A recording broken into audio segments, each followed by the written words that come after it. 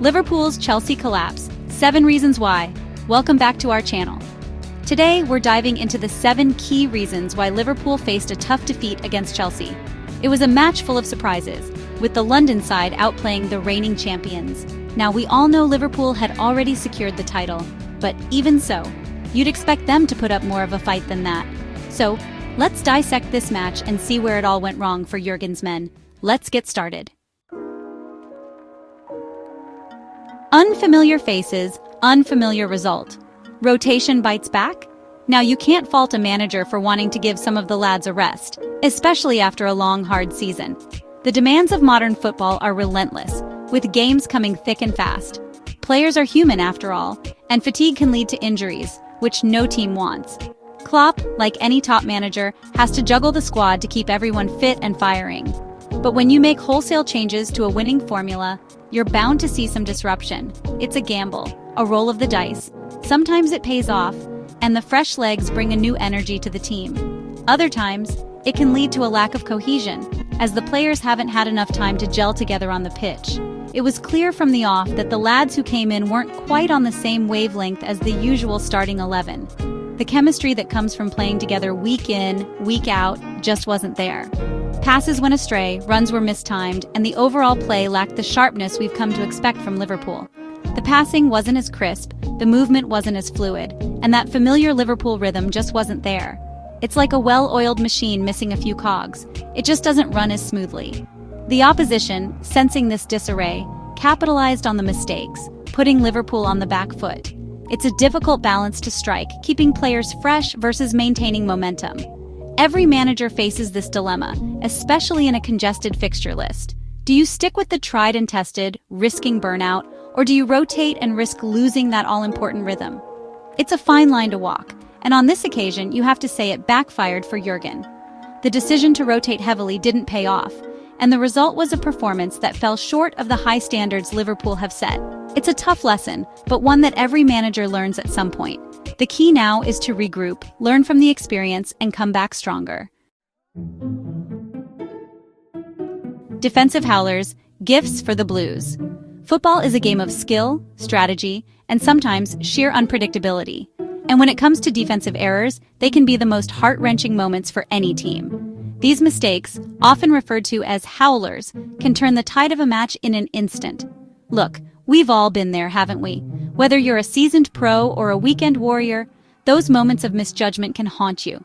The fans feel it, the players feel it, and the entire stadium can sense the shift in momentum.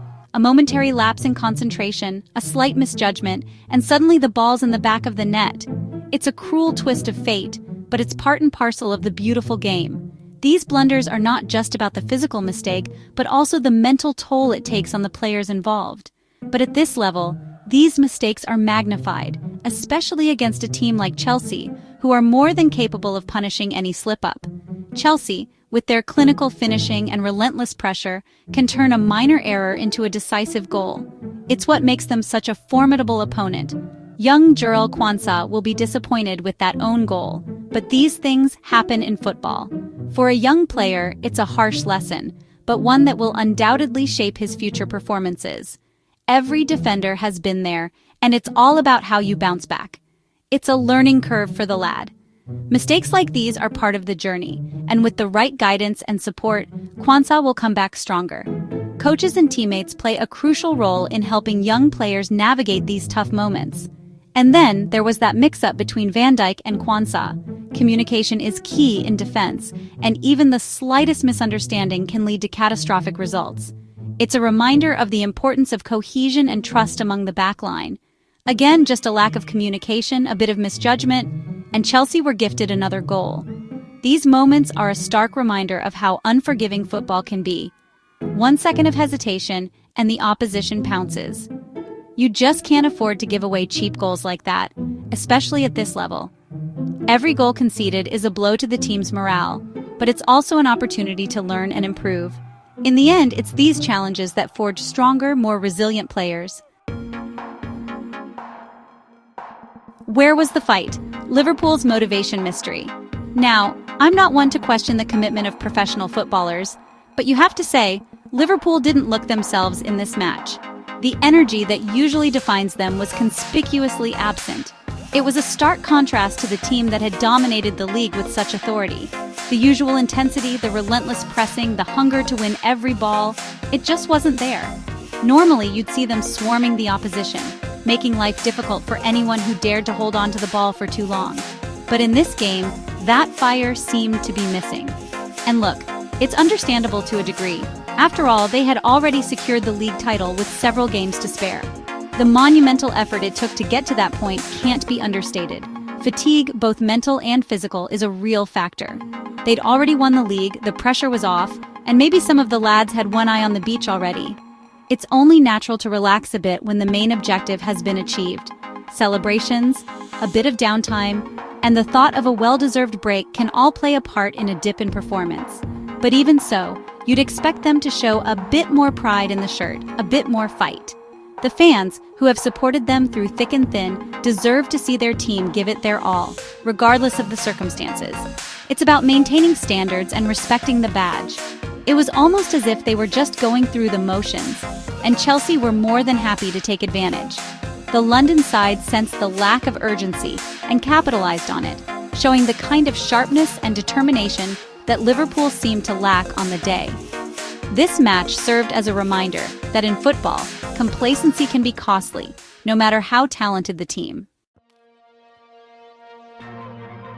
Possession is one thing, but you've got to do something with it, haven't you? Liverpool dominated the ball, but they just couldn't find a way to break down a resolute Chelsea defense. Darwin Núñez had a couple of half chances, but he just couldn't find the target.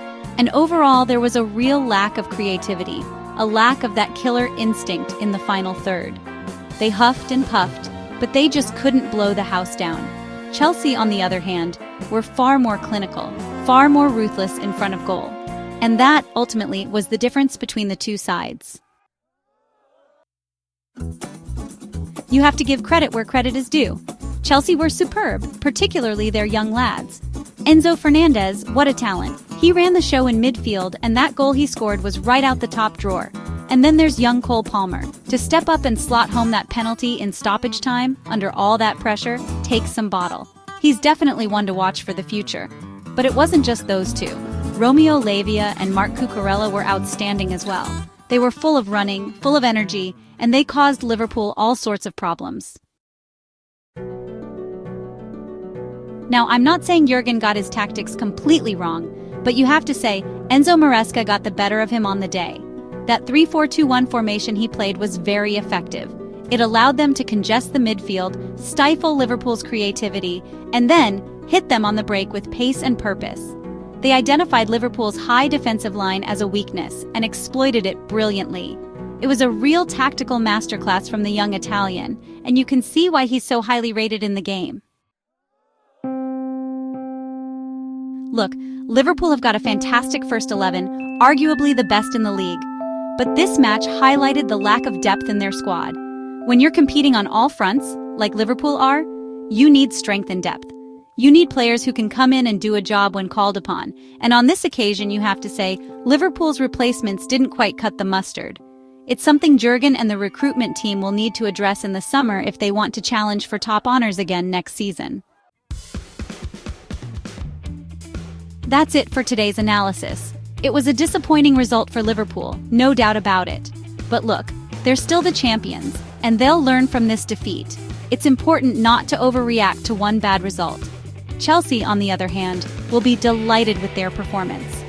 They were full value for the 3 points, and it's a sign of the progress they're making under their new manager. If you enjoyed this video, make sure to like, comment, and subscribe for more football insights. See you next time.